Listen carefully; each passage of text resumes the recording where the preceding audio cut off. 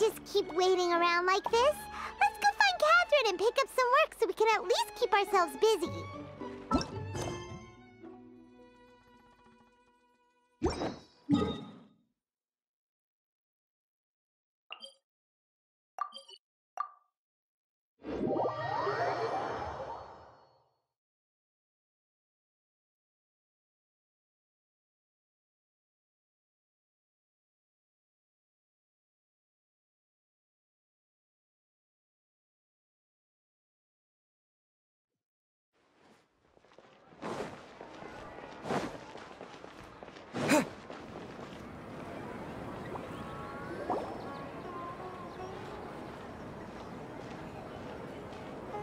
Ad Astra Abyssosque. We meet again, you two. Hi, Catherine. Do you have any commissions for us today? Commissions, huh? Let me think. Oh, how about this? Please attend the Academia's Academic Symposium this afternoon and recite a love poem on stage. Wait, say what now? And if possible, please also use your camera to capture the reaction of the audience upon finishing the poem. Huh? What kind of commission is that? I see. It appears that you're not interested in this commission. In that case, please go to Port Ormos and convince the Eremites there to spend some time volunteering at the local orphanage. Hey, that's not any better. I'm sure the mercenaries will have some interesting reactions as well. Paimon's gotta ask, just who exactly has been submitting these commissions to the Adventurers Guild? Oh, the commissioner? Well, actually, I just wanted to see the two of you in action. Was it so obvious? I was hoping you would actually take one of those commissions. That kind of chance to observe humans doesn't come by often. Ah, so it's Nahida. Paimon just knew Catherine wouldn't crack those kinds of jokes. When did you get into her head? From when she said, Ad Astra Abyssosque? So it's been you this whole time? Are you done resting up, Nahida? Yes. I've been sleeping ever since we parted ways, and I even had a really, really long dream. It was another dream about the Sabzeruz festival, except it was a happy one. In my dream, I was sitting in the middle of a flower terrace, and everyone in Sumeru City was holding hands as they danced in circles around me. They danced round and round, and everyone looked really happy. I also got to sit on a gigantic flower carriage. Ferris, the Knight of Flowers, raised me really, really high above the ground, and I was throwing an endless amount of Yalda candies at the children. You know, Nahida, maybe your dream is how the Sabzeruz festival really should be. It's meant to be a joyous time where everyone gets together to celebrate your birthday. Huh? Wasn't I describing a really happy dream? Why are you both looking at me like that? Wait, could this be an example of the emotion known as pity? No, we aren't pitying you. That would only make everything worse. We just don't want you to feel too sad. By the way, have you had a chance to visit Dunyarzad? How's she doing? The Homianis haven't allowed any visitors after the festival, so we haven't been able to check on her. Yes, I paid her a visit right after I woke up. She was resting at the time. Her condition is stabilized. However, since Elazar is a manifestation of the withering on the human body, we can only cure it by finding a way to take care of Irminsul's own withering. But for the moment, our top focus should still be figuring out what the sages are up to and what they're planning. Right. Who knows what'll happen if they manage to pull off another scheme like the Samsara of the Sub-Zero's festival. So our first priority should be investigating and putting a stop to the Sage's activities. As for how we should pull that off, let's discuss it somewhere else. There are too many adventurers around here. Oh, good point. Sorry, adventurers. We're gonna be borrowing Catherine for a little while.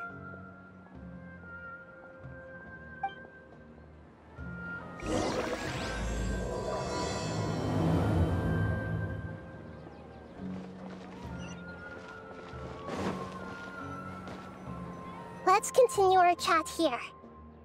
Okay, so do you have any ideas on how we can investigate the Sages, Nahida? Actually, I've already done a little bit of work on that. But for now, I want to hear your thoughts.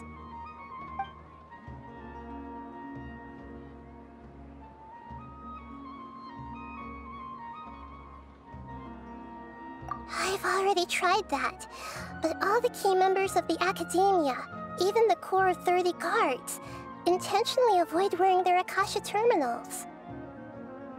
It seems that from the very beginning, they've been guarding against info leaks from the Akasha. Of course, it could also be because they're wary of me. Have you already caught the Sage's attention? I'm guessing not yet, but distrusting me would make perfect sense if they've ever paid attention to the urban legends about me. In any case, I probably can't take over their minds directly.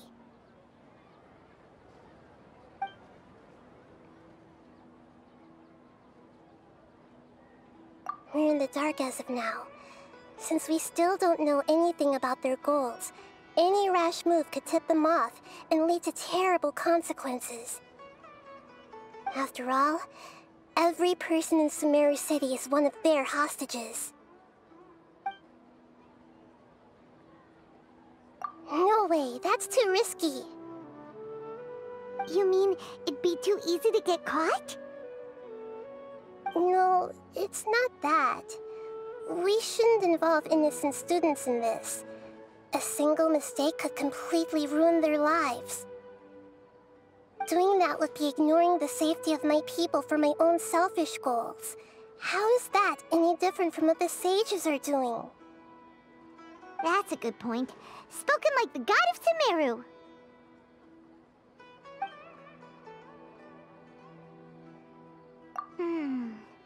Are we really out of ideas? Nahida, you're super smart, so you already have something in mind, right? Don't keep us in suspense. Spill the beans already. According to a popular theory from the Vahumana Darshan of the Academia, rejecting impractical motions at the beginning of a planning session will give more weight to the actual proposal. Okay, but aren't you the god of wisdom? You don't have to use that kind of gimmick to make us take your ideas seriously. Well, I've been thinking that if I can't directly possess the leaders, and if I can't get ordinary people involved, then I should find someone who's already involved, but hasn't decided to side with the Sages. You're saying we should recruit a spy? That does sound like it could work. Oh, before coming back, we met someone named Alhaitham. He seems like he acts alone, and he likes doing stuff behind the Academia's back. They probably aren't in cahoots. Actually, I already have someone in mind. Do you still remember that female scholar named Setaria? Setaria. Paimon remembers now. Isn't she the one who's always trailing behind the Grand Sage of the Academia? We ran into her basically every time the Sub-Zero's festival repeated itself. You could even say we're old enemies by now. Paimon still remembers the smug and mean way she always spoke to Nilou. I've always liked observing all kinds of people, and Setaria has always stood out from the crowd. She was born in the desert and was hailed as their greatest genius. Her academic gifts allowed her special admission into the academia, and also gave her the opportunity to serve as the sage's assistant. Oh, Paimon didn't know she was from the desert. She must be pretty special then. Paimon feels like most of the desert dwellers around the city are working as mercenaries. The name Setaria means star. When she lived in the desert, she shone like the brightest star in the night sky. Later on, she was chosen by the sun. The star was given a place in the daytime sky to complement the sun's dazzling light. Soon after, the star witnessed the sun scorching the earth, which brought forth many disasters. The star began to waver. Instead of staying beside such a sun, wouldn't it be better to return and light up part of the night sky? But in the end, she couldn't give up the radiance of daytime. To cope with her shame, the star buried her guilt and closed her eyes. From the sound of it, Setaria's just hung up on the research opportunities here. But she doesn't really support the academia. She still feels guilty about not doing more for the desert, right? She's just running away from her problems. Indeed. When they are presented with complex moral issues, many people will simply plug their ears and go with the flow until the problem can't be fixed anymore. She's suppressing a lot of guilt, but before she realized it, she had already become the sage's accomplice. She can't deny her part in their schemes anymore. Right. We must somehow make her face her problems again. That way, not only can we get useful intel from her, but she can also use it as an opportunity to redeem herself. From my past observations, Setaria will take a day off from the academia every 10 days to do some shopping in the city. Tomorrow afternoon just happens to be a shopping day for her. That'll be our chance. To prepare, let's go check out some of her favorite spots, and to have a quick chat with a few of the vendors there.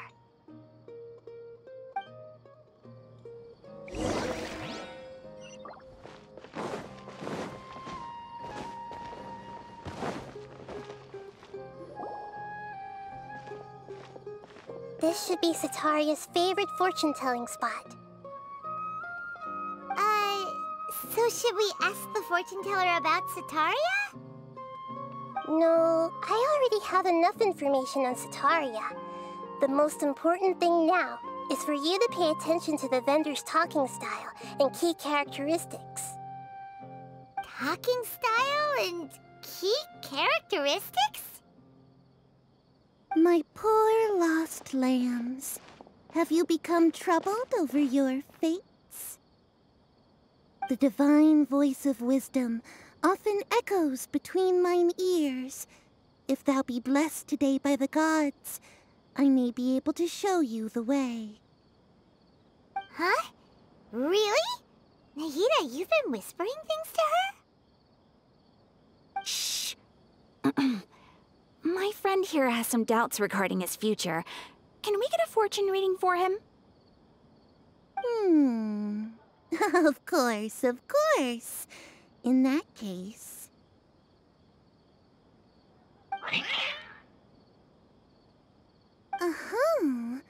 It would seem that Harut and Marut are quite wary of you.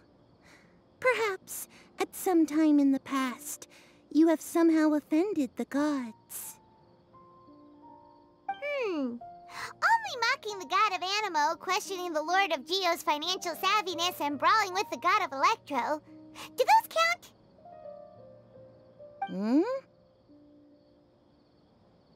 Oh, nothing. Go on, pick an aspect for her to divine. Health prospects. No problem at all.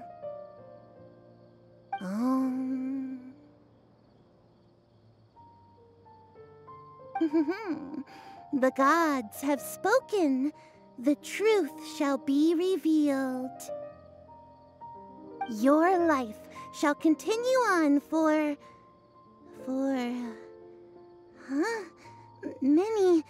many tens of thousands of years? Impossible. Harut, Marut, did you two spoil my divination? I've never read a fortune so absurd. Actually, Paimon thinks this is probably the most accurate fortune-telling you've ever done. I admit that the orientation of today's celestial matrix is, suboptimal. As such, there will be no charge. Is that so? Well, that can't be helped. If you were to bring some food offerings for Harut and Marut on your next visit, perhaps they could help you reverse the wheels of fate.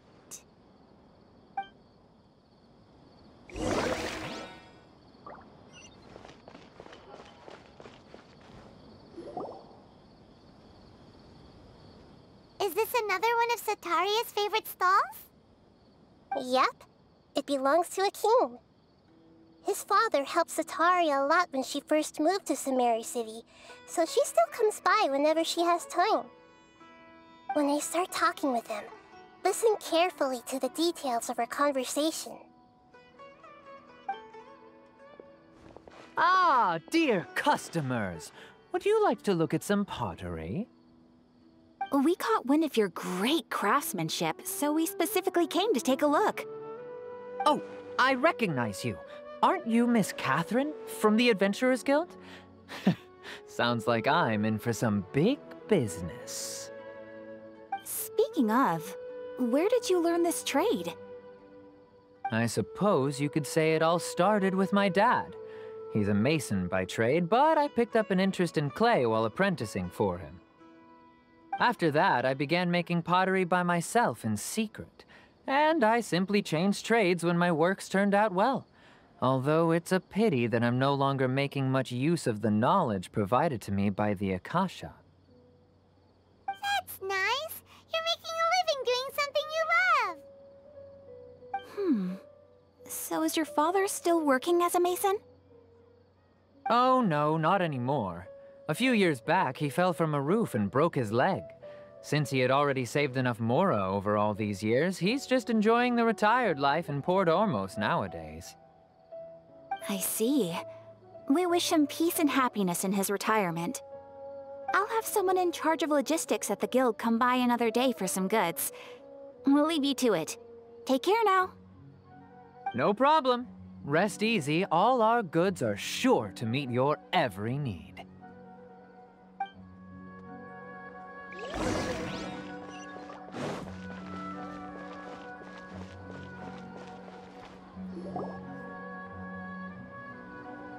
This should be our final stop. Setaria's always thinking of this restaurant when she's working at the academia, so she always comes by whenever she's out in the city. Nahida, you've really thought of everything. It's my duty to protect Sumeru's citizens, after all. Hi there. I feel like I've seen you down by the docks before. Huh? Sorry, I don't quite remember. If I recall, you were having a discussion with someone about shipbuilding at the time. Ah, that's right! I've always been really interested in feats of marine engineering. After all, I grew up in Liyue Harbor and spent my entire childhood staring at the ships going in and out of the port. I came to Sumeru to study, but failed to make it into the academia due to my lack of talent.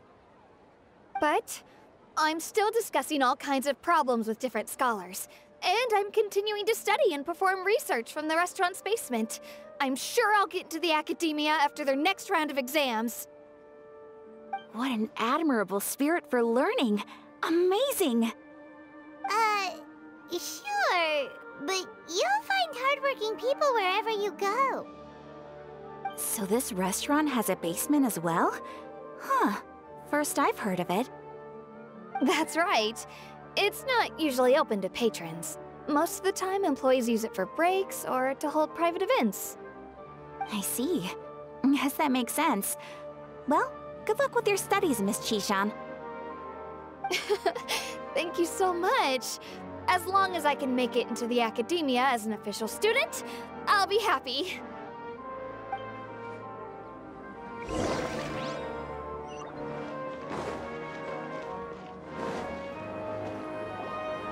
So, was that everybody? Mm-hmm. 3 familiar faces should be enough for Setaria. What's the point of all the information we've collected? Nahida, you still haven't told us how you're planning to make Setaria face her problems.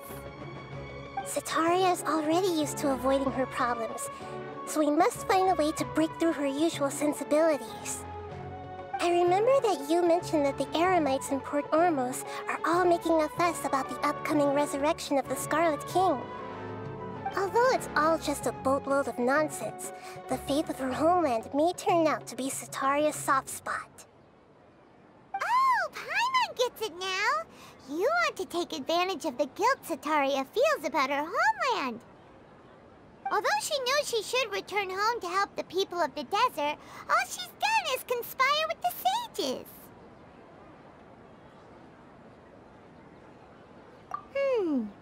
So how do we set that up?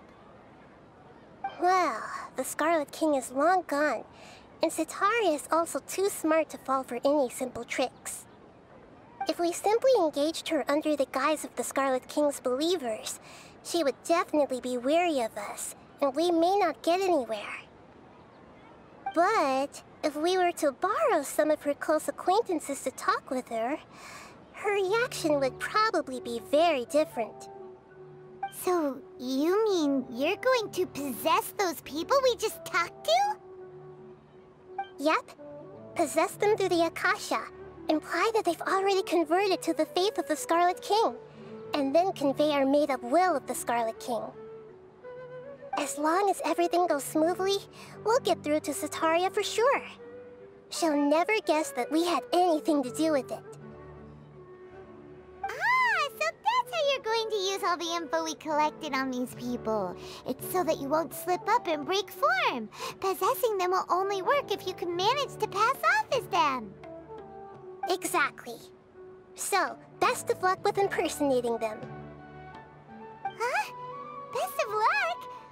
But we don't know how to possess anyone. That's no problem at all. I'll just share all their senses with you once I've possessed them. As long as you're also wearing an Akasha terminal, the effect will basically be as if you've possessed them yourself. Huh. That is pretty convenient. But why does he have to do this? Can't you do it yourself? Although I've been observing humans for a while, I've never been good at imitating them. You're not wrong. It's always been painfully obvious whenever you try to pass as Catherine.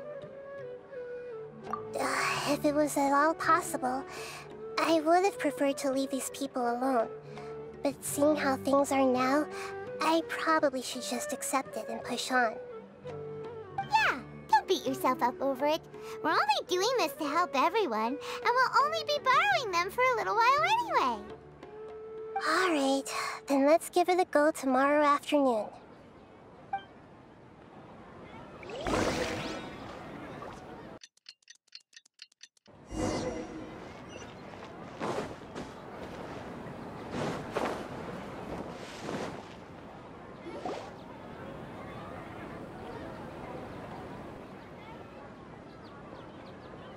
Oh, here she comes. Setaria is here. Let's quietly follow her. Once she starts talking to her acquaintances, we'll find a safe spot to begin possessing them. As for how we'll sway her to our side, I'll leave that to you. I trust you'll know what to say.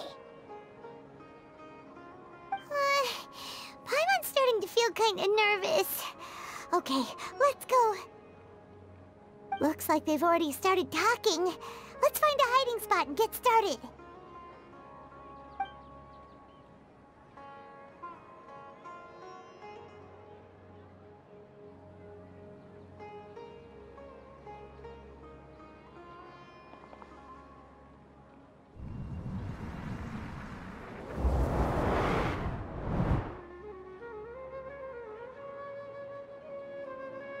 That's right. You really can't force anything when it comes to love. And besides, everyone around me has a very different background and outlook. Are you still listening to me, Nabiya? Oh, of course I'm listening. You were talking about troubles with your love life, right? I heard everything you said. Okay then. You just seemed a little distracted for a moment there. Strange. Your cats seem pretty worked up. Is something wrong? I always thought they were quiet, happy kitties. Oh, what are their names again? Ah, that's right. They are just little darlings, aren't they? Harut and Marut. So, which fortune do you want me to read for you today? You must have come for another echo of the divine voice of wisdom. I'd like to get another reading on my love prospects, but to be perfectly honest with you, I feel like I've been a real mess recently. A mess? Well, could you do a reading on how long it'll take me to finish my current project at work? I really just want to get it over with. I hear you. No problem at all. The gods will reveal the truth.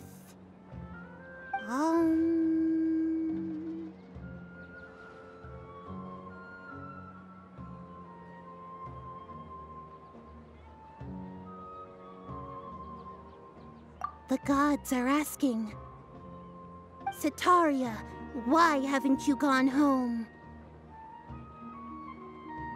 Why haven't I gone home? Do the gods really know everything I've been thinking about? Setaria, why don't you just go home? It's a demand now instead of a question. The gods seem to be truly upset. I'm sorry. I know I failed the gods. Please pass on my most sincere apologies and ask for their divine forgiveness. And if I may ask, Nabiya, is there a specific god who's speaking to you right now?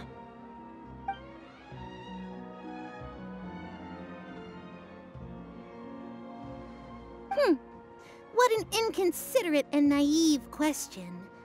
The god who is speaking to me is, of course, the wisest and mightiest of all, the Scarlet King. The Scarlet King? No wonder he would make such a demand of me. Oh, wait a second. The Scarlet King passed away a long time ago. Even though news of the Scarlet King's resurrection has been spreading like wildfire, it's all just a misinformation campaign from the Academia. How can the Scarlet King still exist in real life? What insolence! I am the Scarlet King's most loyal believer. Do you wish to refute his voice of wisdom?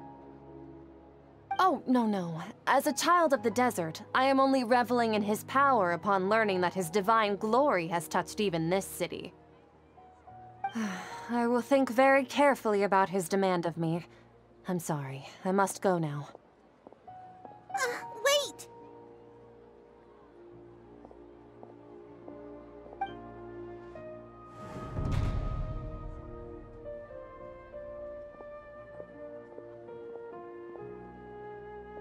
Ooh, she just ran off in a hurry. She looked pretty upset, too. Well done. Setaria didn't seem to suspect anything amiss. To have something she's been trying desperately to avoid show up out of nowhere and berate her, that must have shaken her to the core. Aw, Nahida, it seems like you understand human emotions really well after all. All I know are some abstract Haravatot theories. And in any case, my time with you has shown a lot of them to be utterly useless. I'm still trying to make sense of everything. Anyway, enough of that. Let's hurry and catch up to Setaria. She's out of teams now, right on cue. Let's get ready to possess him right away.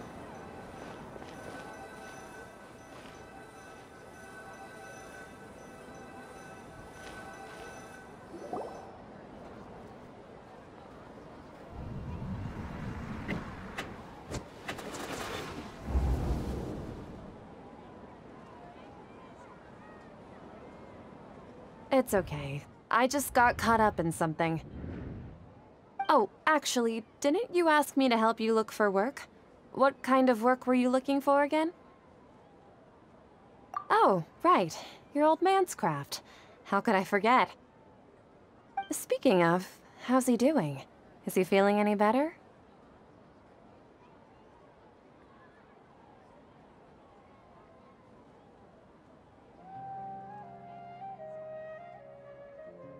Oh, that's good to hear. I have been thinking a lot about him. If I could get some more time off, I'd love to pay him a visit.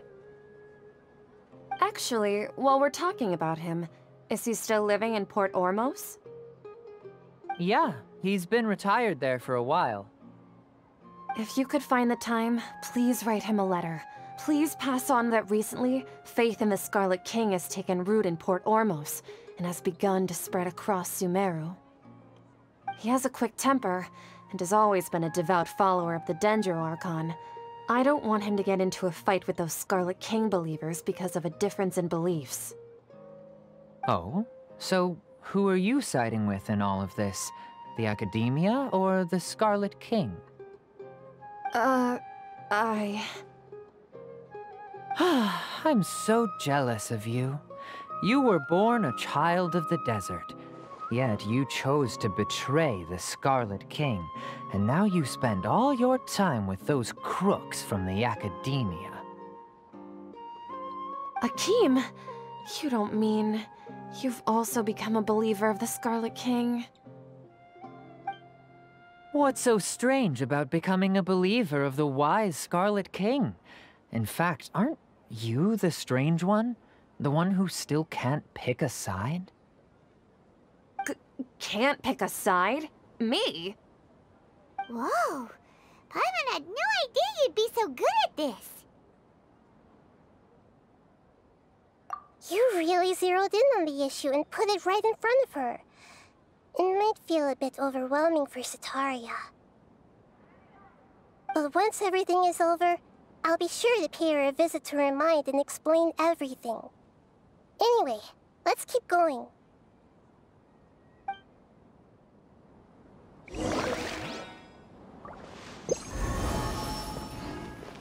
Come on! Setaria's already started talking.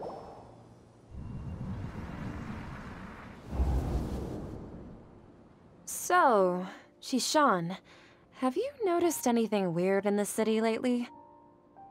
Like, as if someone was trying to preach to you about something? Oh, right.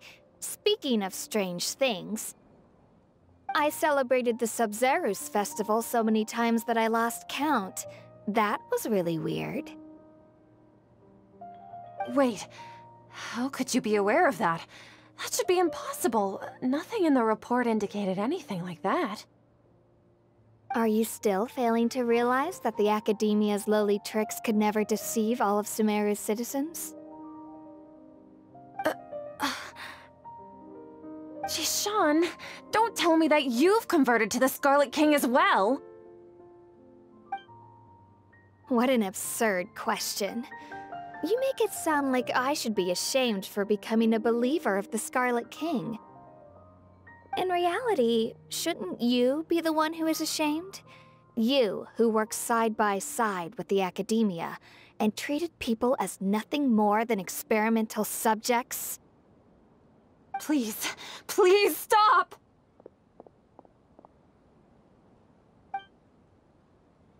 Even now, Setaria's still trying to run from her problems. She can no longer justify everything to herself. Hey, she's trying to talk to the guards! What should we do? This is the most important part of all. Quick, get ready. Mercenary, you're a member of the Corps of 30, correct? Please help me pass a message to the Matra right away. The situation in the city is getting out of control. Please, try to remain calm, miss. Tell me what's happening in the city. Heretics are infiltrating the city, and they've already converted many residents to their side. Heretics? What kind of heresy are you talking about? The Scarlet King! Many people I know have suddenly started believing in him, but he's long dead. It's impossible. Miss Setaria, nothing is impossible. You know my name? The Scarlet King is immortal, and all who defy him will one day pay the price. You must face the truth, Setaria. You tread a treacherous path, and the longer you ignore it, the tighter the Academia's grasp on you will become, and the deeper you will be ensnared. Child of the Scarlet King, never forget that the desert that belongs to you lies elsewhere. What's so strange about becoming a believer of the wise Scarlet King? In fact, aren't you the strange one? The one who still can't pick a side? What an absurd question. You make it sound like I should be ashamed for becoming a believer of the Scarlet King. Setaria, why haven't you gone home?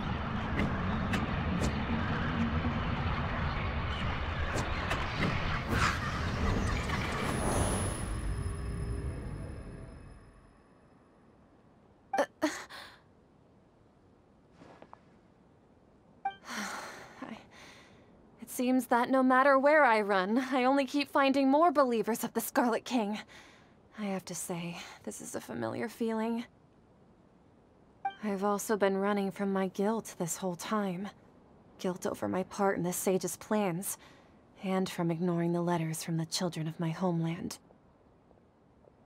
But no matter how much I may try to ignore or get rid of it, my guilt always comes back. You won't necessarily lose your research opportunities by facing the truth. Besides, did you really want to conduct your research while carrying such heavy feelings of guilt? How do you know me so well? Are you truly just a believer of the Scarlet King? Or are you the god himself? That's not important.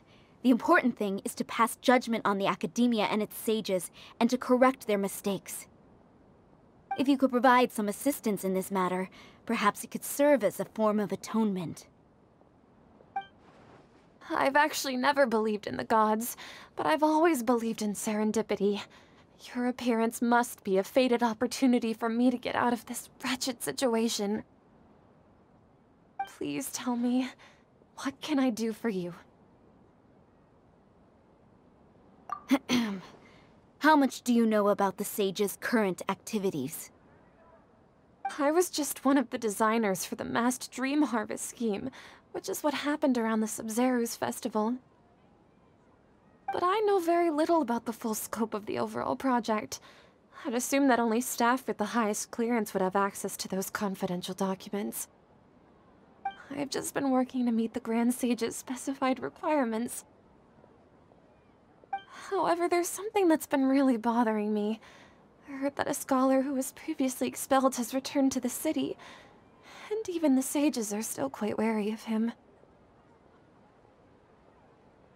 To fight against the Academia, we will need to figure out the nature and the purpose of their work. Is there a way for us to get access to the confidential documents you mentioned? It should be possible if we're willing to take some risks. After all, I'm an assistant to the Grand Sage, and I've been working on many tasks outside of the project. One thing, though, I won't be able to transfer the documents to you through the Akasha once I get my hands on them. The Sages have always closely monitored all activities within the Akasha. Let me see... let's use the most primitive method. Send someone to pick up the documents tomorrow evening at the Academia entrance. The Academia entrance? Wouldn't that be too conspicuous? Don't worry about that. I assure you, this won't be a trap. I'm only suggesting this location because it'll draw more scrutiny for me to leave the Academia again. It'll be safest for me to distract the guards long enough to hand you the documents. All right, I trust you. So, if I were to successfully complete this task, would it mean I've atoned for my wrongdoings? That'll depend on the judgment of the Dendro Archon. The Dendro Archon. That's right. Her people are the ones we have endangered. As the God of Wisdom, she's also the one responsible for judging and guiding the scholars. Maybe it's time for me to find a god to believe in.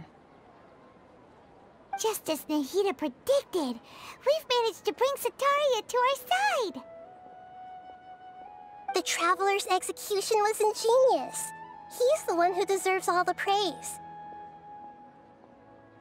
Well, now that we've made plans to meet again tomorrow evening, all we can do is pray for Setaria's mission to go off without a hitch.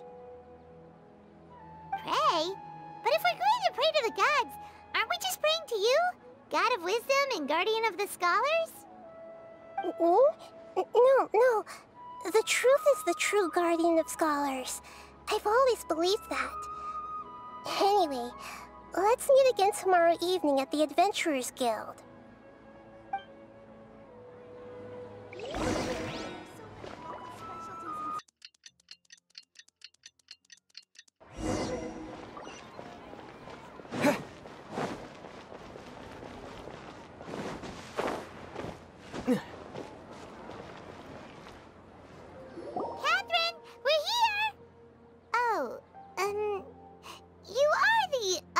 Catherine, right? That's right. I suppose I'm the other Catherine in your mind. Shh! We're on a secret mission tonight, so we need to protect Catherine's identity. Yep, Paimon's right. We cannot fully rule out the chance that the meetup tonight is just a trap. If something were to happen, my existence may be the only trump card we'll be able to play. After all, the Academia should still be unable to confirm the existence of my consciousness in the outside world. Yep. Exactly. Just what Paimon was thinking. Anyway, enough about that. Let's just make sure to be on our guard. Off? What do you feel is off? It's the middle of the night. Of course it's quiet. You're not getting paranoid, are you? No, I think he's right. It really is a lot quieter than usual. If you look around, there seems to be fewer people on the streets. I'm not sure if this is the case for the entire city, though. Maybe it's just a coincidence. Maybe Setaria figured out a way to not only distract the guards, but also to get everyone to go to sleep early, just so we can exchange the documents in peace. I also can't quite figure out why things feel a little off. But now that we're here, let's go ahead and meet her as we planned. Well, regardless, as long as you're here with us, Paimon feels a little safer.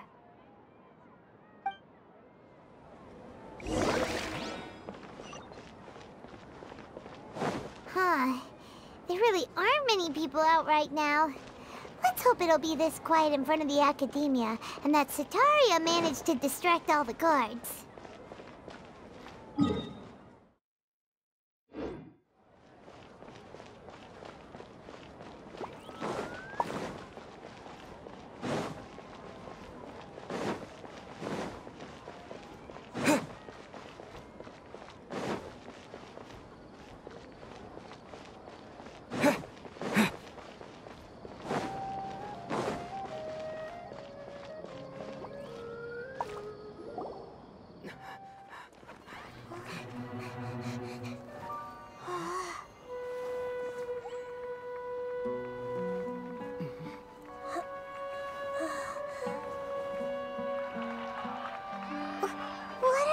People doing here at this hour of the night?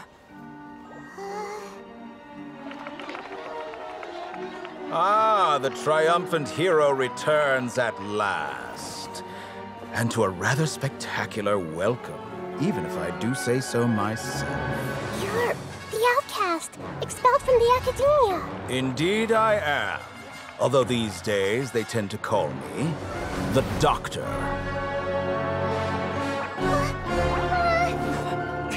If you're looking for your researcher friend, she has already been taken into confinement. With some basic caution, she could have discovered the listening device on her person.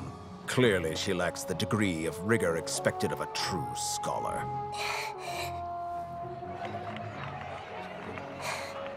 The people of Sumeru City! What have you done to them? I simply made some minor adjustments to their Akasha terminals. Now they can deposit information directly into the subconscious. As you can see, all these lovely people now believe this traveler is a hero who has just saved the world. My experiment is a success. And now it seems they can no longer hold back their sheer adoration. Oh no! What should we do? These are all just regular people! Leave now. You need to get out of here. What? That guy's a Fatui Harbinger! We can't just leave you here! Nor can I abandon the people of Sumeru!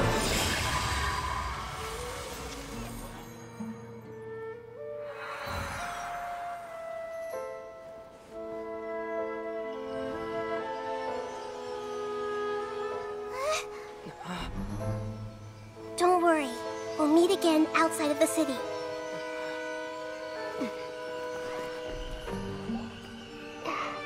I see.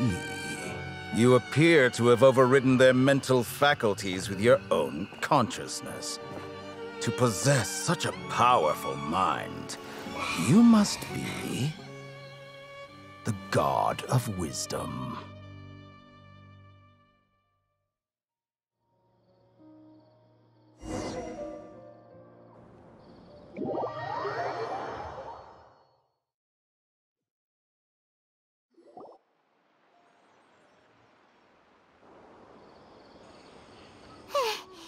This should be far enough. Whew. Paimon needs to catch her breath first. Is Nahida going to be okay? We only made it out because of her.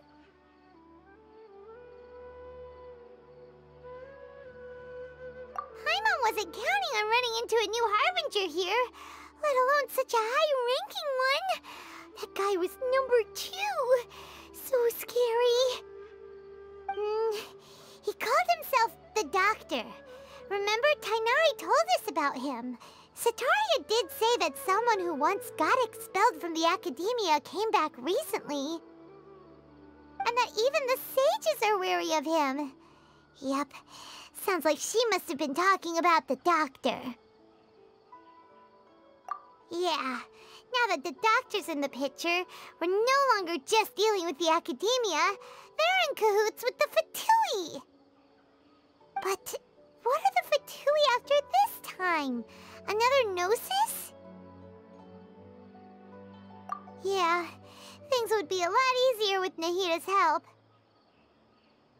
Nahida said we'll meet again outside of the city. But we can't just keep waiting around, right? You mean... Oh, right! Wasn't he invited by the sages to work on some project when we were staying with him in the Avidia Forest? That has to be the same project! Even though he turned it down at the time, he might still know something. There's no time to lose. Let's go to Gandharvaville.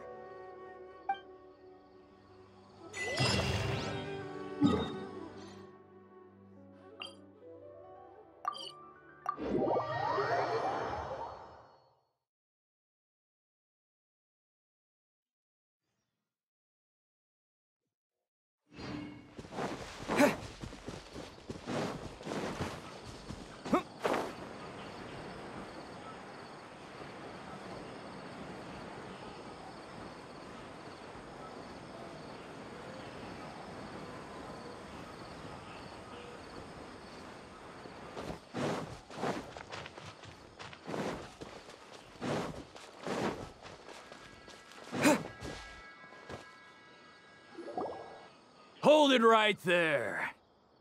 A blonde-haired traveler and a floating fairy. We've got you all right. Take a look around. You've fallen right into our trap. you mercenaries from the Corps of 30? Did you come here to arrest us? Corps of 30? We're nothing like those government lapdogs who don't even get scraps for their work.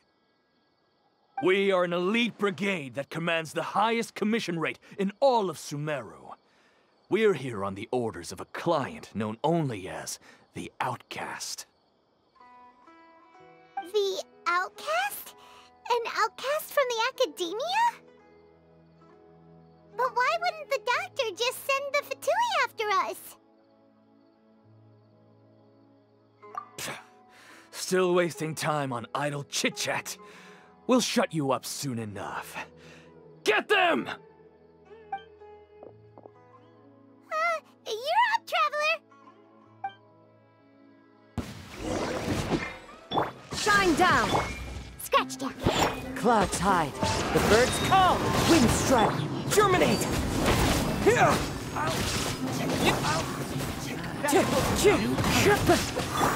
I'll be back. It isn't over yet! Here comes reinforcements!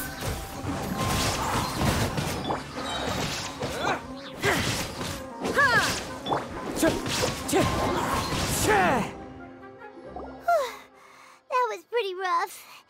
Is that what elite mercenaries are like? Yeah, looks like we'll have to keep our guards up. But this doctor guy seems like a pretty tough opponent. He knew exactly where to set up an ambush. Did he predict that we would try to find Tighnari? Going up against smart people is tough. Anyway, let's keep going.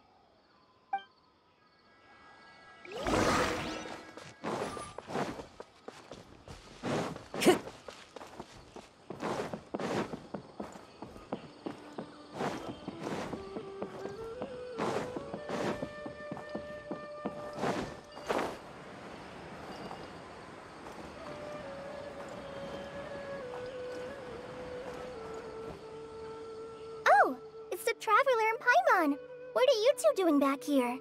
Collei, it's nice to see you again. Are you doing all right? To be honest, I'm not doing too well. My Elazar has been progressing at a faster rate lately. I'm finding it harder to complete more intricate tasks. As a result, Master Tighnari is taking me off the patrol schedule. He will only allow me to stay here and coordinate other people's tasks. Oh, Collei. Speaking of Tighnari, did he go off on patrol? We're here to talk to him. Oh, Master Tighnari? He just left the Avidia Forest a little while ago. He was headed to Pardis Dhyai. He left? But isn't Tighnari always saying that he never wants to leave the Avidia Forest? He even turned down the Sage's invitation. I thought it was weird too. Master Tighnari always prioritizes his work as a forest watcher above everything. He almost never leaves his post. He left in a hurry this time, though. No, I only found out that he left through a message he left behind. He also made sure to delegate all his tasks using a schedule. To leave in such a hurry? I'd guess he had something urgent to take care of. Master Tighnari originally studied in the Amurta Darshan of the Academia, and Pardis Dhyai is something like the Amurta's research base. Many rare shrubs and grasses have been planted there for research. I know that before he became a forest watcher, Master Tighnari once spent a long time conducting research at Pardis Dhyai. A research base, huh? Gotta wonder what kind of research Tighnari just decided to work on all of a sudden. Oh, we don't have a lot of time, so let's go look for him at Pardis Dhyai.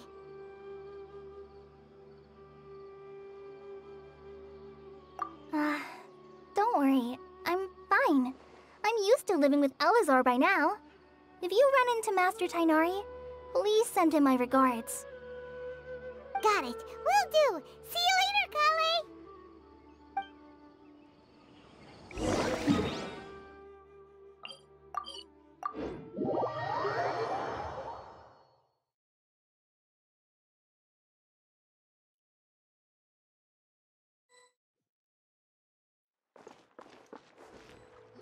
Wait! Look who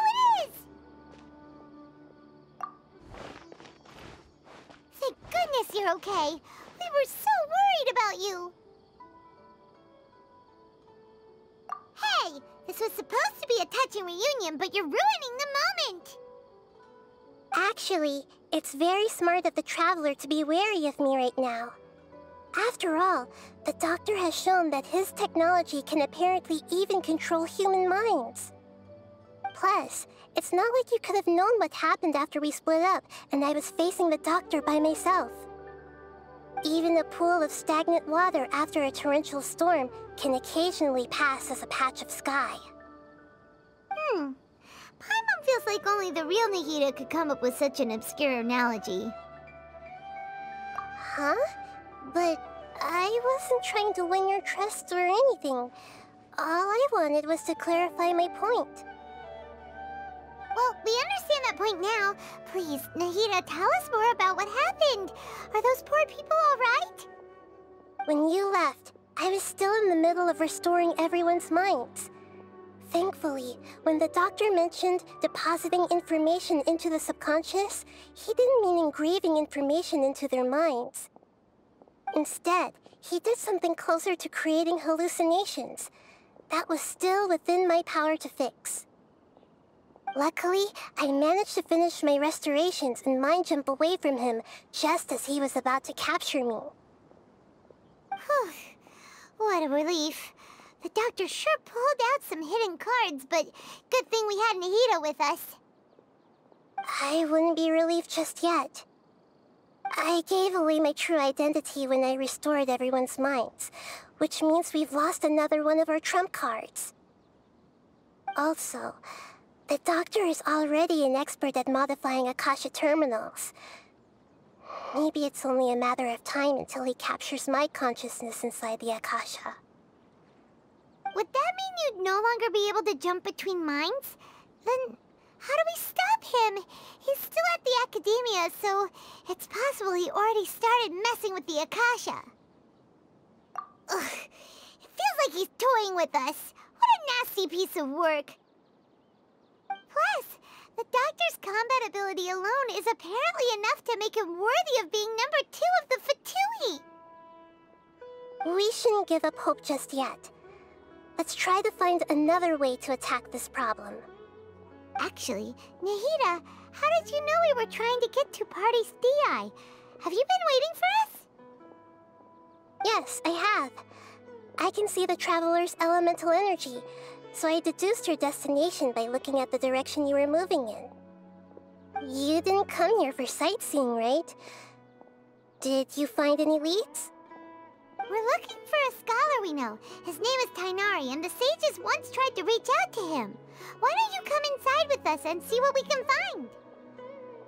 Okay, let's just hope we won't get him into trouble.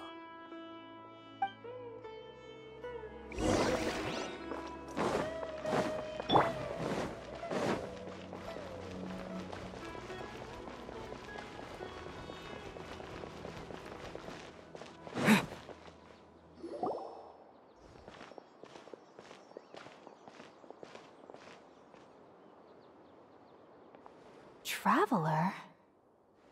It is you! Ah! The voice! It's Hypatia! Ah, what a pleasant surprise!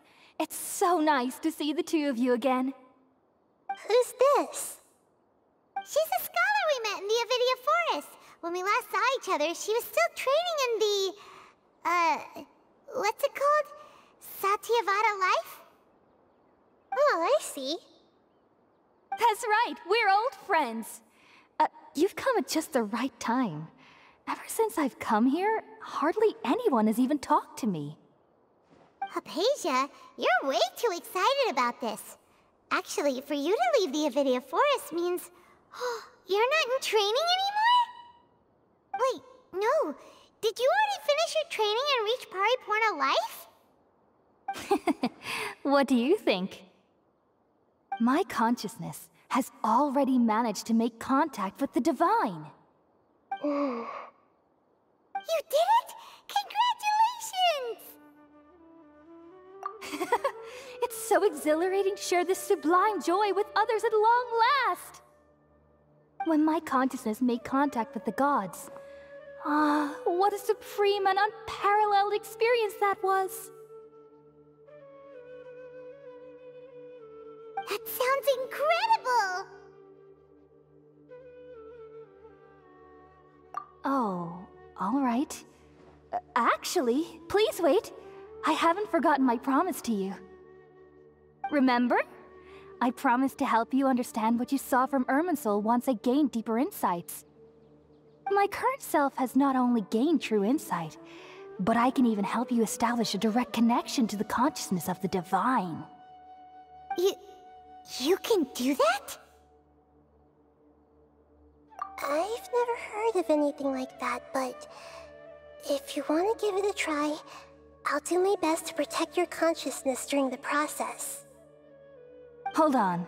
I brought some Spirit Borneal with me. This is still a crucial part of the ceremony. We're using that incense again? All right now. Hold my hand. I'll help you establish a pathway to connect your consciousness. Okay. Ready?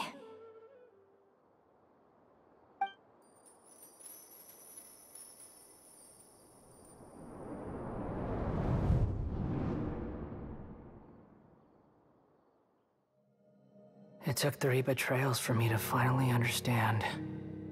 The world is just an elaborate tapestry of lies. My fury will never be quelled. The first to betray me was a god.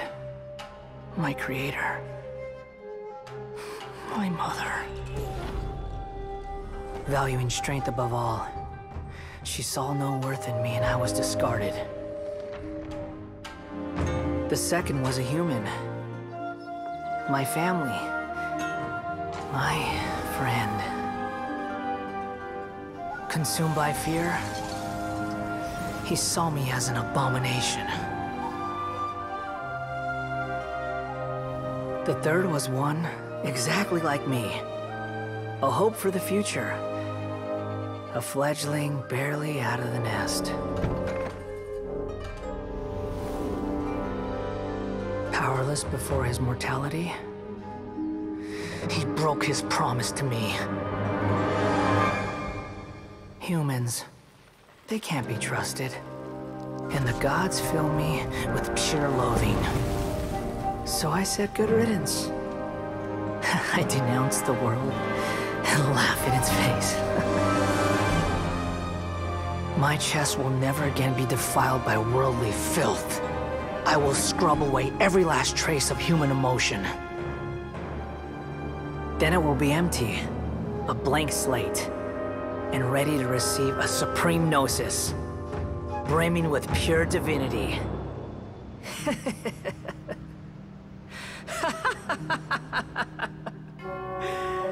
There is no need to fear. The pain will be brief. Your era is coming to an end.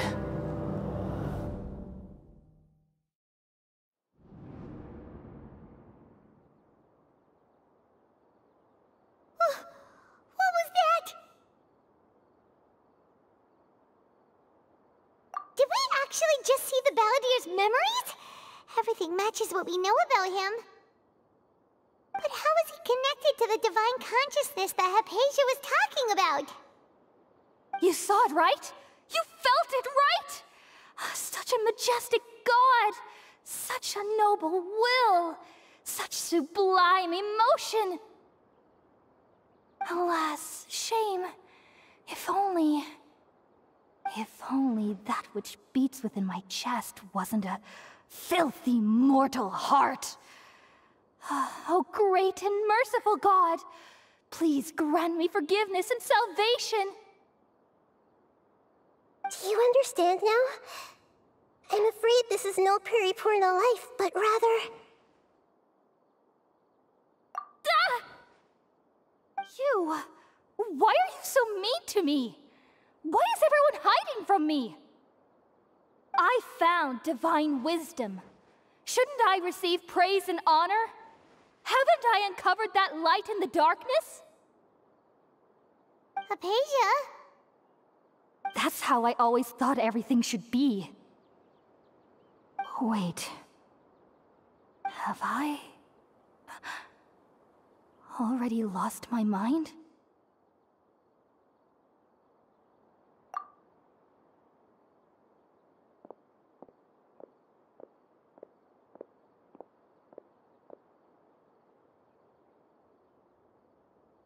Wait, something isn't right.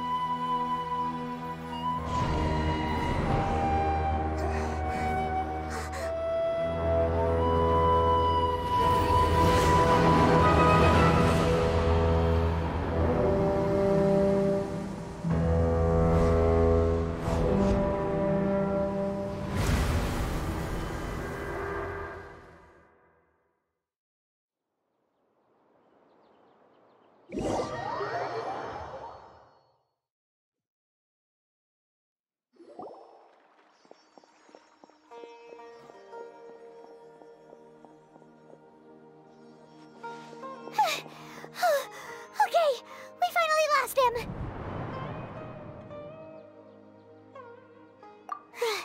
Are you okay, Nahida?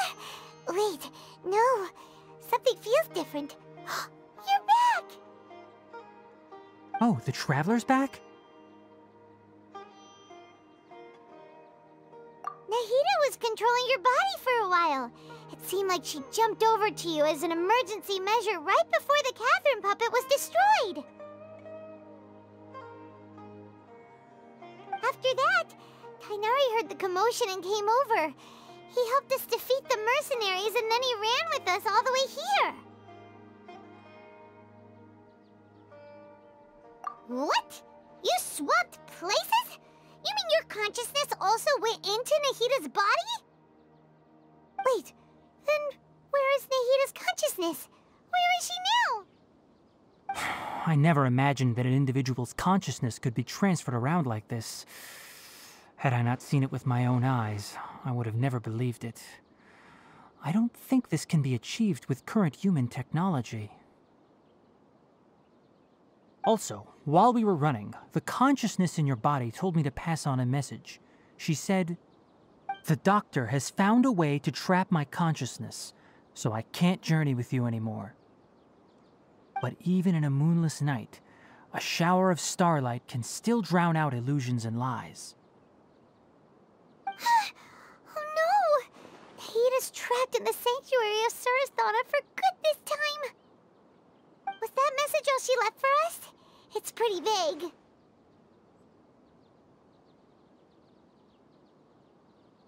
Oh, that makes sense. Since the doctor captured her, she won't be able to say anything without him knowing. She's being extra careful. Even in a moonless night, a shower of starlight can still drown out illusions and lies. Huh. Paimon knows the moon illusions and lies are from the alchemical divination at the Sub-Zero's festival. Didn't Nahida use a starlight analogy before? It had something to do with Setaria.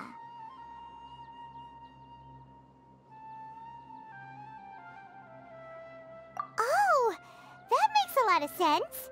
Huh. Do you think Nahida was telling us to go find help in the desert? But she isn't with us anymore. Think we'll be okay? Paimon. You said Sanctuary of Surasthana.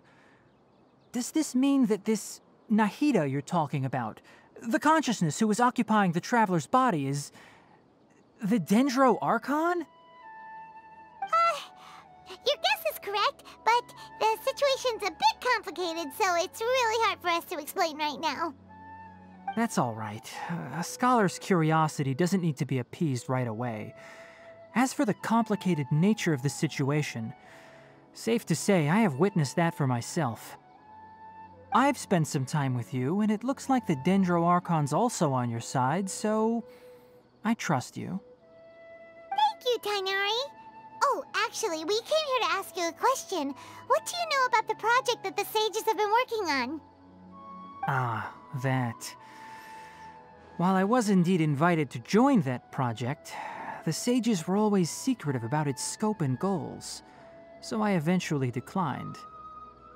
All I know is that that project has something to do with the restoration of Irminsul.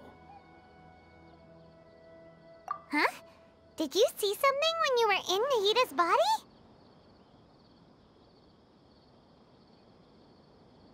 What? Do you have any evidence?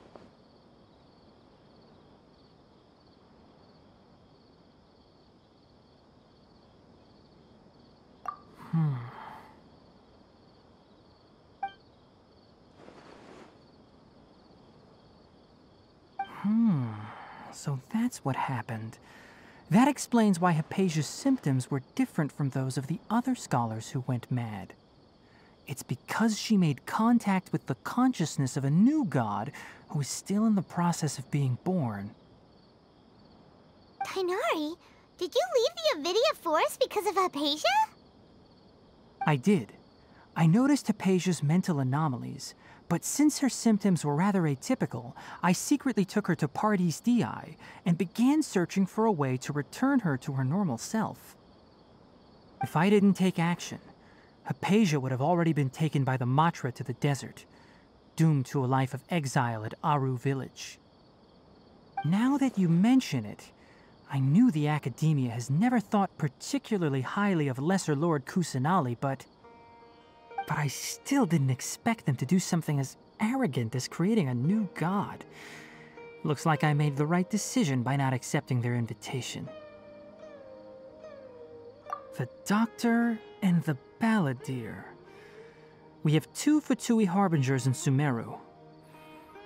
Sounds like we're in for a bad time. From your description, I don't think they've completed their project. There may still be room for us to intervene.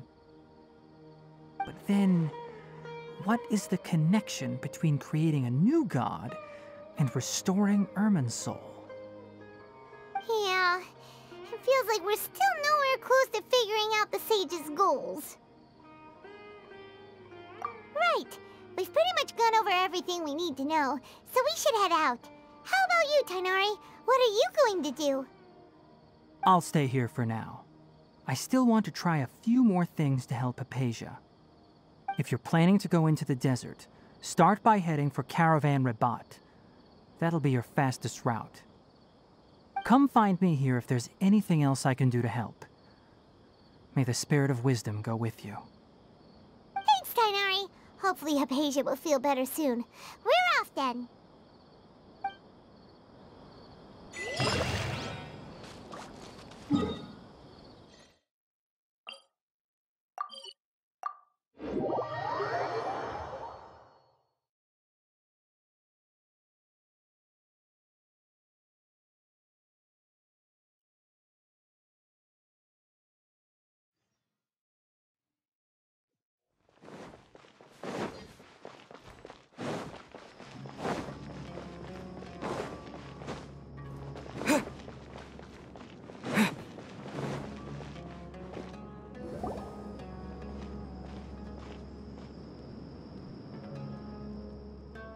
We finally made it to Caravan Rabat. It's pretty lively here. So, just past this wall is the desert, huh? Oh, wow. Paimon remembers hearing people call this the Wall of Samiel. It's made to block sandstorms from the outside. Oh, if it's this tall, it's gotta be the divine work of Greater Lord Rukkhadevata, right?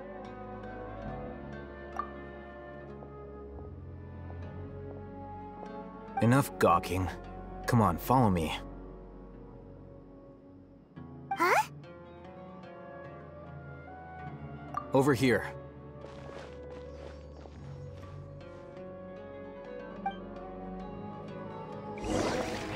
Oh, Haytham went that way! Let's hurry up and follow him. Wonder what he's up to.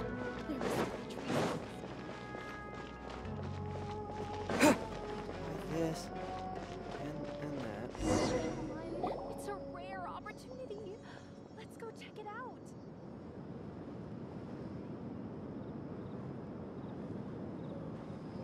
What the... Where did he go? How did we lose him? They were just here a second ago. More Eremite mercenaries? Who are they working for this time? Anyway, Traveler, it seems like we were being followed again.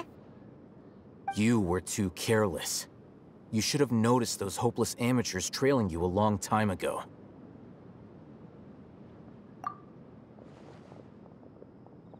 There's no need to thank me. I've never cared to keep track of personal favors.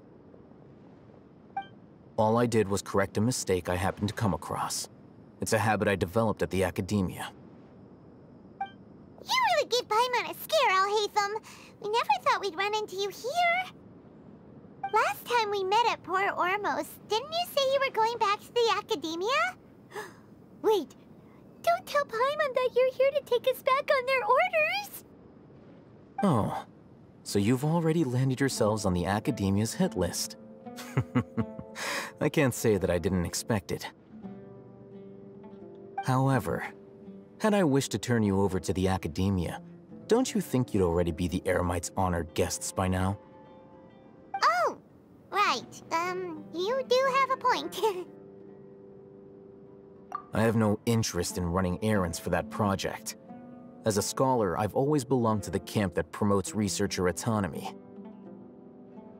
And these days, you're more fascinating than anything the sages can offer. Not quite. To tell you the truth, I'm still investigating the Divine Knowledge Capsule. Unfortunately, I've run into some difficulties. Everyone says the capsule originated in the desert and was eventually moved to Port Ormos. If I am to get to the bottom of this, I must understand how the capsule first came to be. Which brings me back to you, and why you're so interesting. The leader of Ain al-Ahmar used the Divine Knowledge Capsule right in front of you, and upon seeing him, your expression became perplexed, and you were lost in thought for quite some time. To have that kind of reaction, I think you must have realized something. Are you interested at all in sharing what you've been hiding from me?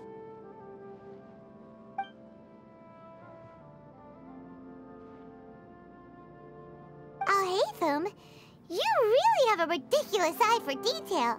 What kind of person even notices or remembers stuff like that?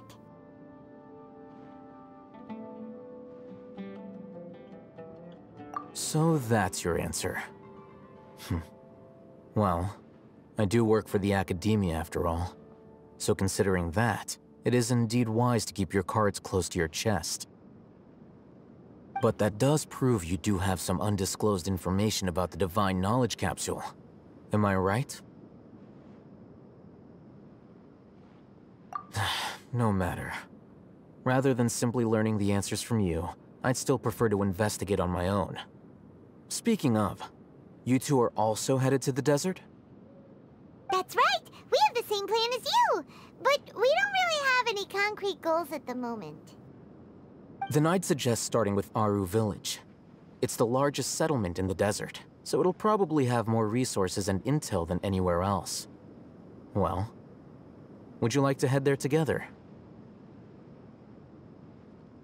It's always better to travel with someone you know. Let's go!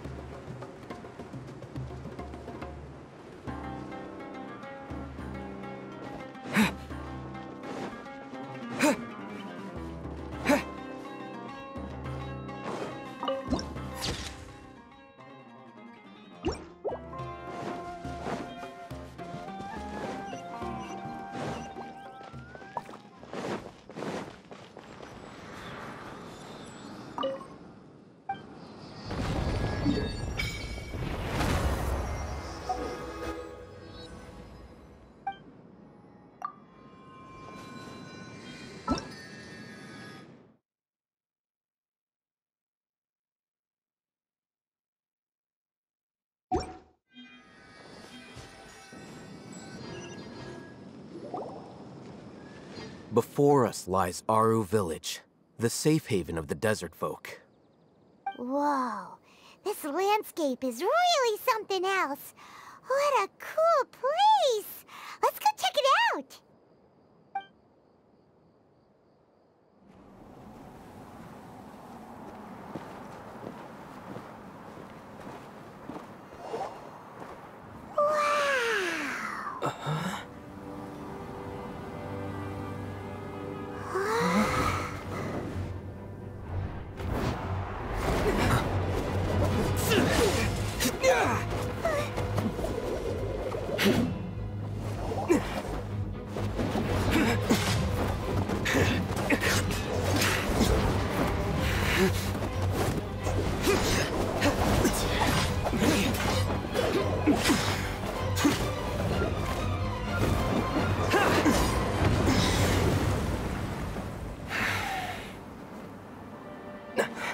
Cyno.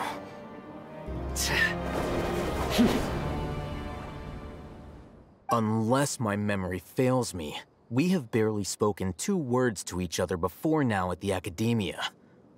Would you care to enlighten me as to when and how I invited the General Mahamatra's wrath?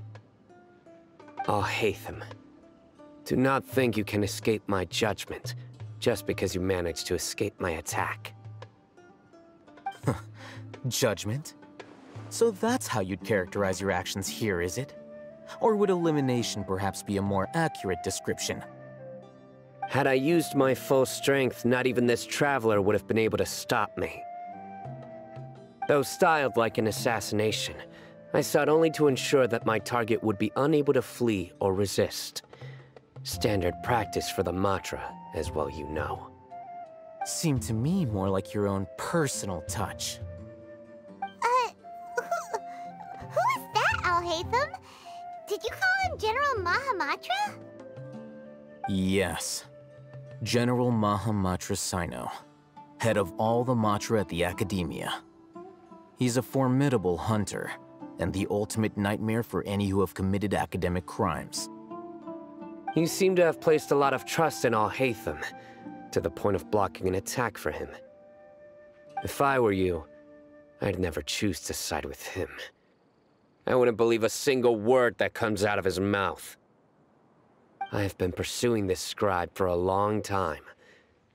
I urge you, stand back and do not seek to defend him any longer. Otherwise, there will be consequences. Has Alhaitham done something wrong? Paimon doesn't think he's as bad as you've made him out to be. I won't waste my breath explaining things. Alhaitham, I saw it during our fight. Take it out. The divine knowledge capsule you're hiding on your person. Unless you want me to retrieve it for myself. Very perceptive of you. Nothing escapes a Matra's senses. Wait, the divine knowledge capsule? Didn't it fall into the Matra's hands in Port Ormos? No wonder you speak with such confidence, Cyno. But I must admit, I'm very curious. What does this capsule mean to you? And why, as General Mahamatra of the Academia, are you all alone in the desert? As far as I'm aware, the other Matra have been speculating about your disappearance. Have you been given a mission that's, let's say, morally dubious? If I was the real target of your mission, what was stopping you from simply using your authority and resources to judge me within the walls of the Academia?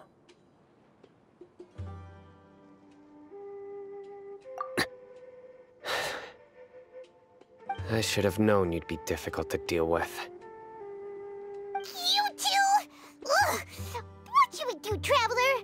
Paimon feels like we can't trust either of them. Well, look at you two, acting all tough and self-righteous over there. Wait, Dia?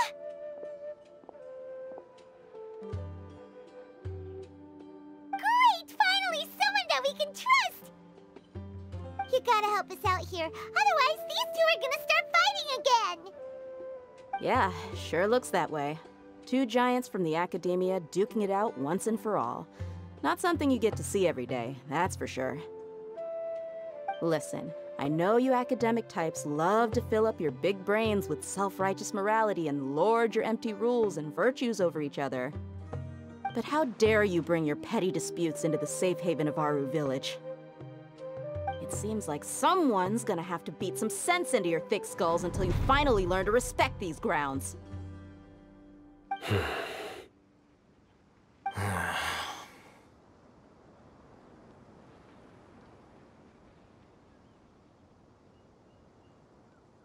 Hey, did either of you hear a word I just said?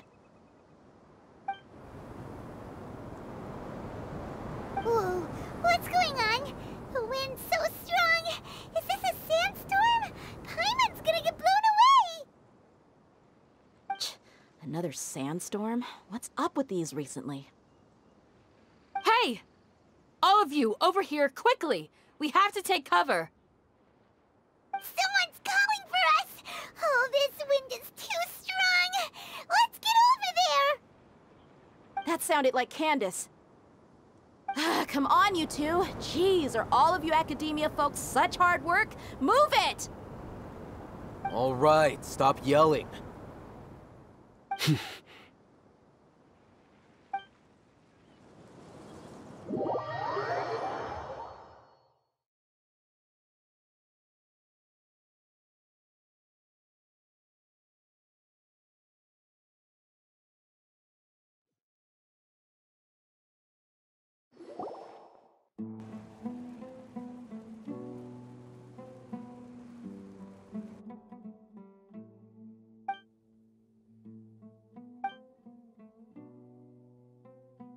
Well, this is pretty awkward. Hey, wanna play sardines with 3 people who wanna tear each other limb from limb? Sure, why not? Sounds fun. The air is so thick and heavy. Paimon can hardly keep floating anymore. My sincere apologies, everyone. This is the home of our village chief. I will have to ask you to make do with this small room until the sandstorm dies down. Please, let me introduce myself. I am Candace, protector of Aru Village.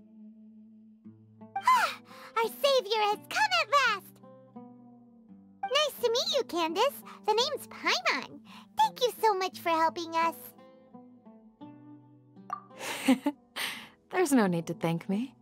It's only right to help each other when the weather gets rough. Wow, she's so gentle and caring, like a nice older sister. Unlike those guys over there. All right. Now that we're all better acquainted, we should return to the topic at hand. As a guardian charged with the responsibility to protect my fellow villagers from harm, I was observing your conflict from afar, even before the sandstorm started. And now that you have set foot within Aru Village itself, it is all the more my responsibility to make absolutely sure that you pose no threat whatsoever to us. So please, have an honest and sincere conversation with one another, and put your hostile feelings to rest. If anyone dares to start anything again while they are under this roof, I will not hesitate to send them out for some quality time with the creatures of the sandstorm. Oh, on second thought, Paimon may have misjudged Candace's character. And that goes for you too, Miss Dia. Do I make myself clear? All right, we got it, Candace. That's what I like to hear. So, which of you will begin? I was supposed to be a mediator, but I might have gotten a little too involved just now. Anyway, one of those two should probably start talking. Wait, that was you trying to be a mediator? I have nothing to hide, so there's no shame in explaining myself. While Alhaitham wasn't wrong about the other Matra not knowing my whereabouts, it's not because I've been assigned a morally dubious mission. Rather, I've chosen to exile myself. Huh? Exile yourself? A little while ago, I discovered that there was data missing in the Academia's project planning and development files. What little they did report clearly did not match the project's actual progress. As General Mahamatra, I had the responsibility and authority to request an audit. However, to my surprise, the person responsible for the erroneous data was none other than Grand Sage Azar himself. I tried to investigate the issue myself before submitting a formal audit request, but I soon found that all leads and potential pieces of incriminating evidence were carefully concealed from me. I began to realize that they were cautious of me from the very beginning. Unsurprisingly, the Grand Sage rejected my audit request as soon as the submission reached his desk. He even said to me, "The power of the General Mahamatra is granted by the sages. You have no right to judge us." So they really are up to no good. I realized then that to the Grand Sage, the Matra are nothing more than tools for the sages to assert and maintain their control over knowledge. The vows that we took, the principles that we strive to uphold, they are meaningless to the academia of today. I believed it would be wise to flee the academia before the sages had a chance to take action against me. This way, they can no longer see nor predict my actions. I will never give up on this investigation. There's no need for someone else to give me power or authority. Once I find the truth, I will administer judgment by my own name. Cyno seems to have the same goal as us.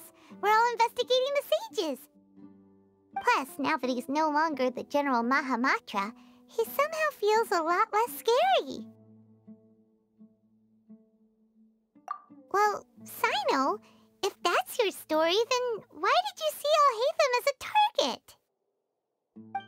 When I was investigating the matter in the academia, I overheard a conversation between Alhaitham and a sage. The sages asked you to investigate a blonde-haired traveler. Do you dispute this, Alhaitham? What? Like many parts of the project, this assignment was undocumented. Now throw in your suspicious behavior with the Divine Knowledge Capsule, and I think we deserve an explanation. Yes. I was indeed tasked with investigating the Traveler. Alhaitham! After all, the promised reward was so great that hardly any scholar could have refused. The sage told me, once you've completed this assignment, I can give you a glimpse of divine knowledge. A most enticing offer. Unfortunately, those academics don't know me at all. Their words contained one key piece of information, namely that divine knowledge indeed exists. That gave me all I needed to know. From my perspective, the sages are far from trustworthy. Think about it. Isn't it a little strange they're so willing to share divine knowledge with anyone, even as a reward? So, I began my own investigation following the lead of the Divine Knowledge Capsule. In the end, I realized my wisdom in committing to this rather than collaborating with the sages. Had I been less guarded, I probably would have ended up like that Ain al-Ahmar mercenary, incapable of remaining sane for long enough to hold a conversation. You mean that the sages originally planned to dispose of you, using one of those capsules that drive people insane? I'd already given up on the assignment by then. I only told the Academia I was waiting in Port Ormos for you to appear so they wouldn't suspect anything. So it came as quite a surprise when I encountered my erstwhile target while investigating the Divine Knowledge Capsule. Criminals do love to talk about coincidences. Even though I ran into the Traveler by chance, I had no intention of providing assistance to the Academia. Also, you should remember, you were the ones who decided to follow me and strike up a conversation after I left that tavern.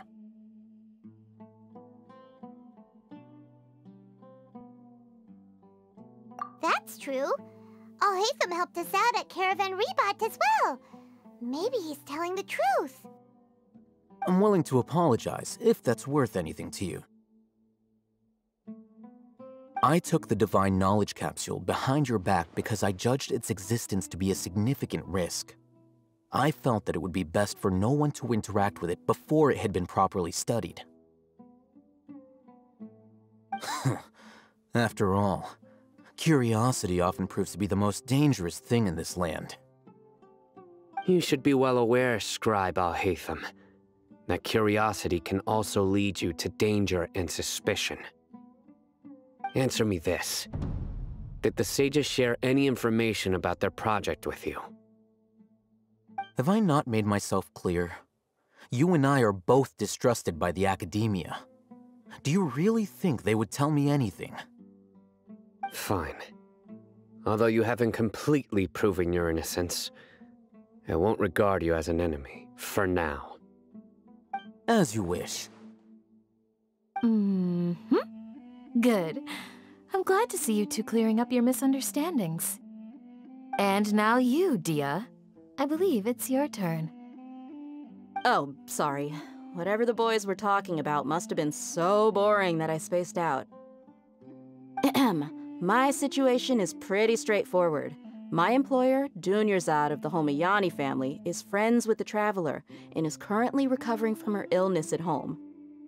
I had nothing going on, so I decided to return to Aru Village for a visit.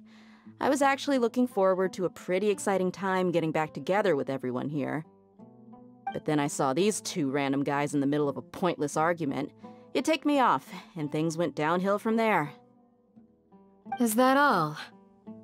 Well, I will admit that definitely sounds like your style. In that case, welcome back, Dia. That's more like it. I missed you all so much, Candace. Whoa!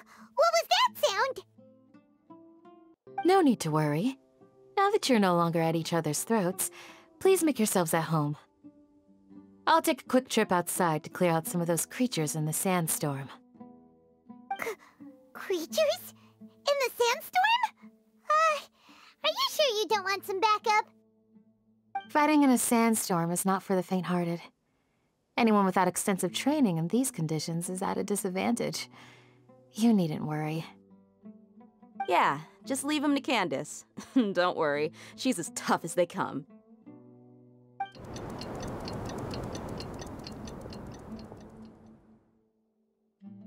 The wind's died down.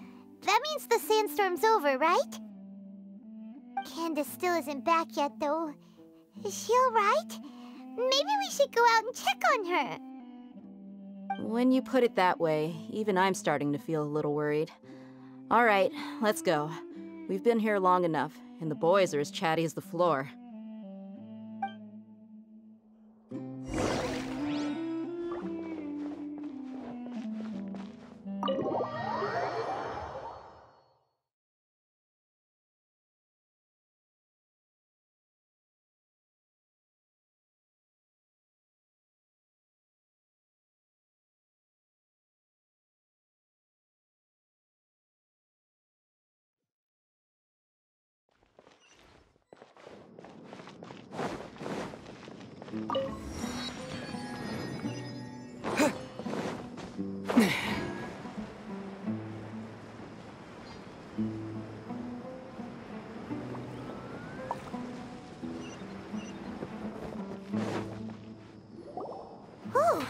Candace, you're still fighting? You've been out here dealing with these creatures the entire time? Yes. They just keep coming in waves. I've lost count of how many I've defeated.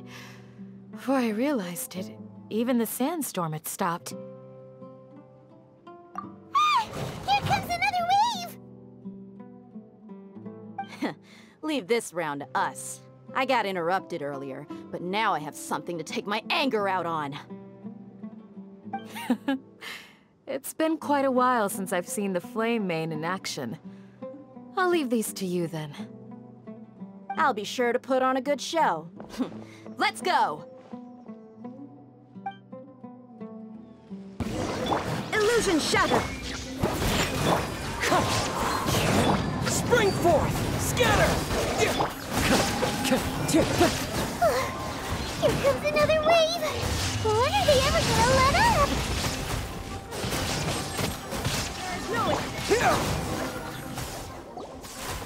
The creature stopped appearing. Was that the last of them?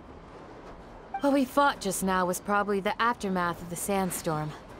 So we should be safe for the time being. Well fought, everyone. No injuries, I hope. Huh? Who are you? Ah, my apologies. I haven't had a chance to greet you yet. I had my hands full taking care of the village's elderly and children. I am the chief of Aru Village. Everyone usually calls me Uncle Anpu. Sir, I am also originally from the desert, but I have not been back for some time now. May I ask if such sandstorms are common? I can't say they've always been common, but recently the storms have become increasingly severe and frequent. Besides sandstorms, we also occasionally get earthquakes. According to an investigator who stayed in the village a while ago, these unusual natural phenomena are related to the withering of Irminsul.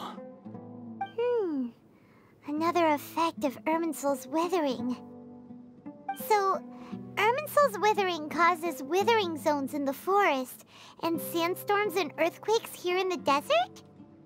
Everything in the natural world is inextricably connected to Irminsul. These regional symptoms can indeed be a reflection of Irminsul's present state. Everyone in Aru Village needs to take good care of themselves. Speaking of which, why haven't I seen a single village keeper since I got here? Village keeper? Who are they? Village guards like Candace? Does your curiosity know no bounds? Village Keeper is how Aru Village refers to mad scholars exiled here by the Academia. Most of them are scholars who lost their sanity after a period of training in the Avidia Forest. The Academia believes that their crazed mutterings may have a negative effect on the psyches of other scholars. So, they're forcibly exiled to the desert. Though if you ask me, it's all a boatload of nonsense. Alas, that's exactly what we've been trying to investigate. One by one, the village keepers have been mysteriously disappearing without a trace.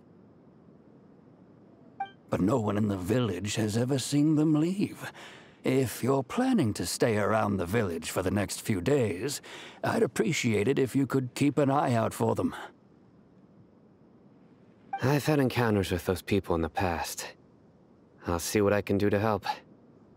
The Matra are the ones responsible for their exile. Now that you're no longer with them, are you trying to alleviate your guilt and atone for your past sins? I'm fascinated by how you think.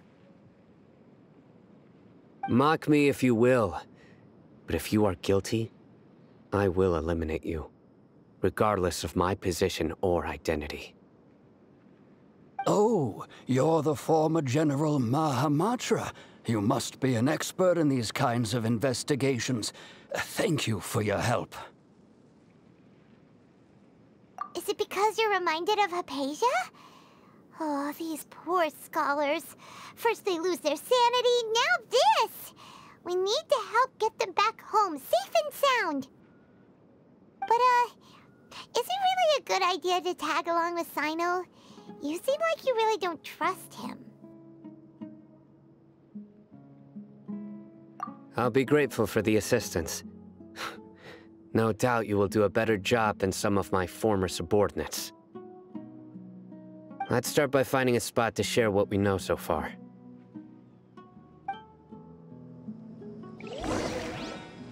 Diana Special!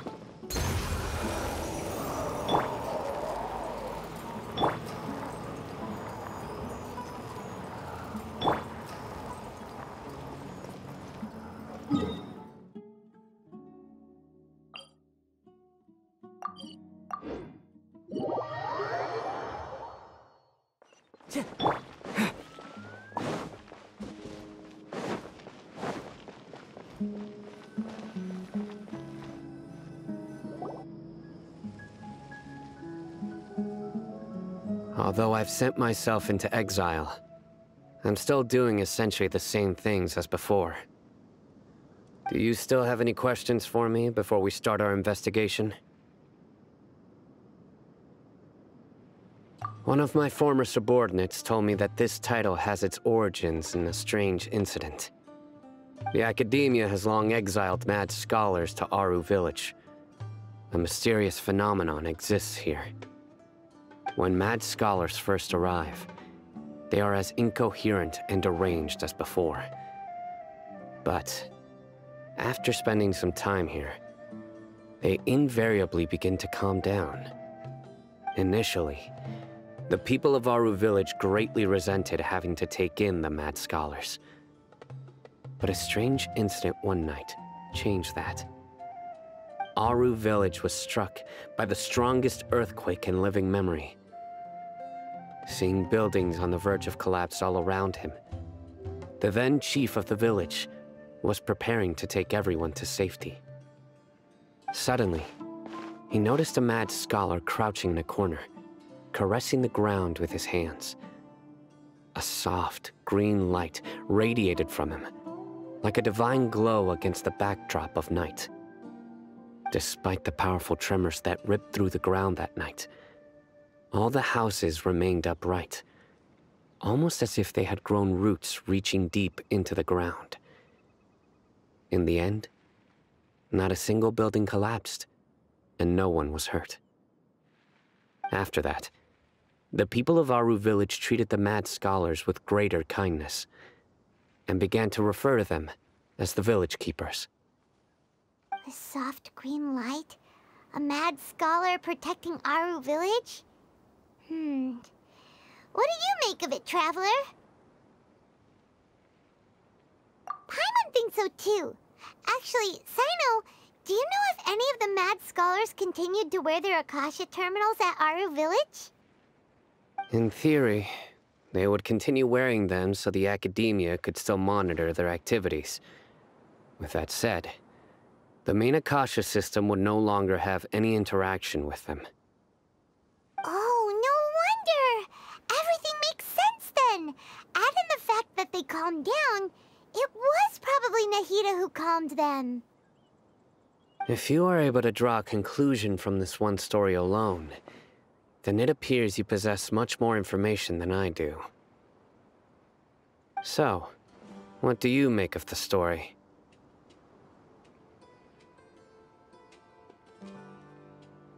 Really? Lesser Lord Kusanali. What? You don't believe us? Lesser Lord Kusanali was definitely using the Akasha to give her power to the mad scholars! No, it's not so much that I don't believe you. I'm just struck by your reasoning. Lesser Lord Kusanali, the current Dendro Archon, is she really active in Sumeru? The Academia has always placed far greater importance on the late Greater Lord Rukkhadevata. They've more or less ignored Lesser Lord Kusanali, and I've never had any reason to doubt their views. In addition, I've never heard any stories about Lesser Lord Kusanali and her deeds. To me, she might as well have been a god that never existed. No way! Nahida definitely exists! She's a... how should Paimon put it? She's a good Archon who's kind and wise, even if she says weird stuff sometimes.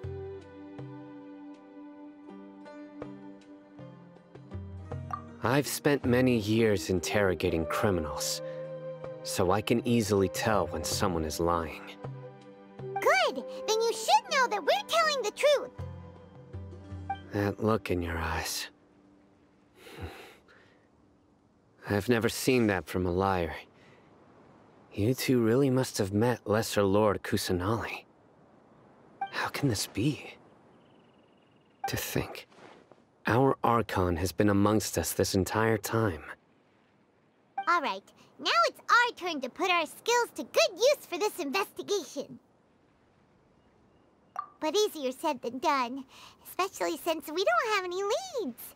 Maybe we can start by knocking on some doors. Excuse me, are you here to help me find my grandpa?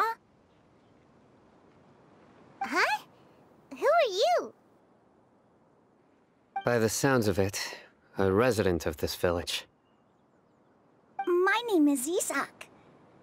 You'll help me find my grandpa, right? Is your grandpa a mad scholar? Hey, don't say that. Grandpa is just Grandpa. Why do you have to call him that? It's not like he's a bad person or anything.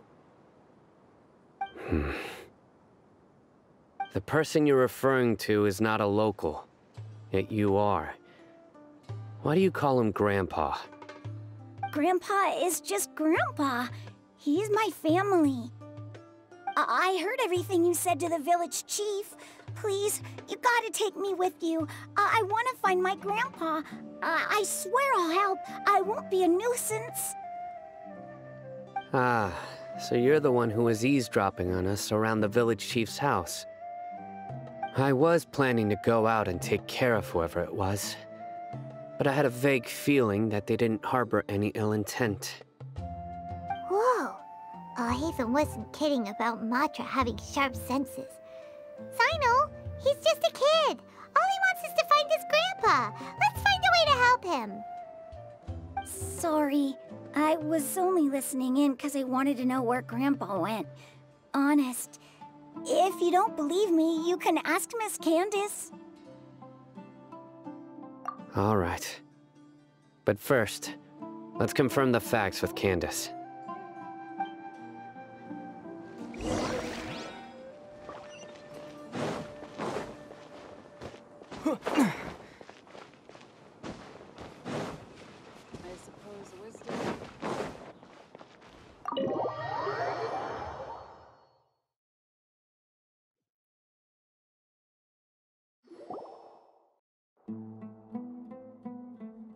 Sino is super vigilant. Is this what all the Matra are like? Ah, you're back already. We just wanted to confirm something with you. Do you know a boy by the name of Isak? I had a feeling he'd go looking for you. Huh? You knew this would happen? Yes.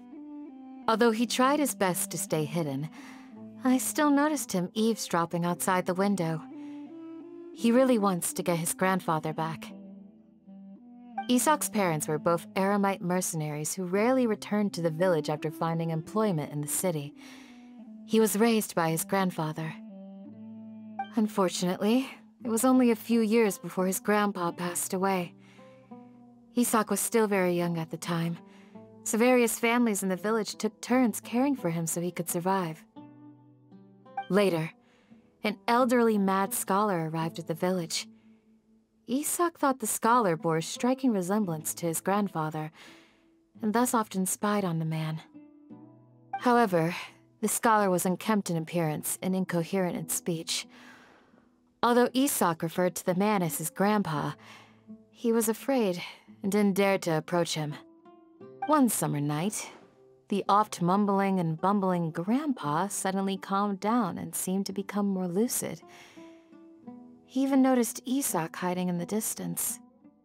So Grandpa walked up to Isak and patted him on the head. He even took Isak to the entrance of the village, where he patiently taught the boy the names of the stars, and accompanied Isak until he fell asleep. The next morning, Isak woke up and wanted to go find his grandpa again, only to realize his grandpa no longer recognized him. However, even so, Grandpa retained his calm expression. It's said that those who saw the scholar claimed he no longer appeared to be crazy, but appeared to be living in his own world, almost as if he were sleepwalking. Isak was thrilled that his grandpa was able to find peace, and would follow him all the time, asking him things like, "Grandpa, want me to take you somewhere fun?" Or, "Grandpa, could you tell me stories about the stars again?" All this somehow just makes Paimon feel really sad. It seems like they both deserve so much better. Perhaps. Nearly everyone who lives in the desert has some form of hardship or regret. But even so, we must still continue on with our lives. It's also my reason for fighting. I must continue to protect this land.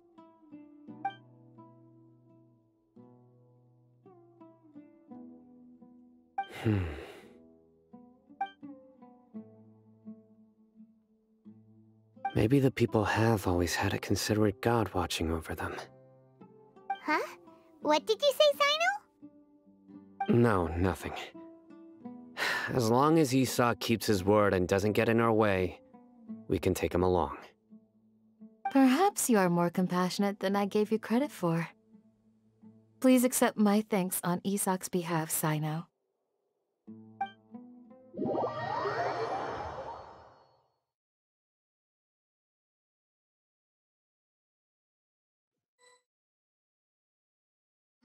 Hey, Isak! Oh, it's you guys! We've cleared everything up. Let's go find your grandpa. Really? Wow! Thank you so much! Yeah! All right. Let's ask the local residents some questions first.